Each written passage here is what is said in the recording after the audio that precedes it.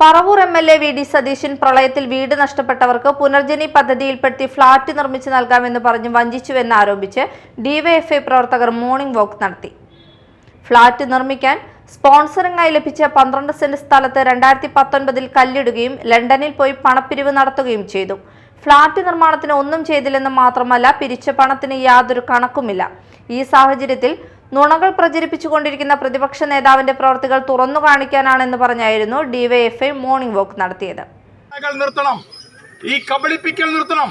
കേരളമെമ്പാടും ഇങ്ങനെ നുണകൾ പറഞ്ഞ് ഈ പറവൂർ മണ്ഡലത്തിലെ ജനങ്ങൾ ഉൾപ്പെടെ ഈ വഞ്ചിക്കുന്ന ഈ വലിയ രാഷ്ട്രീയ പ്രശ്നം ഉയർത്തിക്കൊണ്ടാണ് ഡിവൈഎഫ്ഐ ക്യാമ്പയിൻ സംഘടിപ്പിച്ചിട്ടുള്ളത്. കഴിഞ്ഞ 25 വർഷക്കാലമായി അദ്ദേഹം പറവൂരിന്റെ എം.എൽ.എ. ആണ്.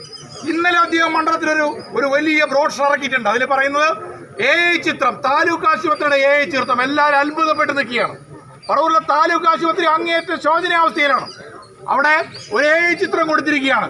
25 വർഷം കൊണ്ട് പണിയാത്ത ആശുപത്രി ഞാൻ ഇങ്ങനെ ആക്കുമത്രേ, ഭാവിയിൽ ഞാൻ ഇങ്ങനെ ആക്കും. ഡിവൈഎഫ്ഐ കേന്ദ്ര സെക്രട്ടേറിയറ്റ് അംഗം J C. Thomas, CPM area secretary TV Nidhin, PO Surendran, local secretary CN Sajeevan എന്നിവരും പങ്കെടുത്തു.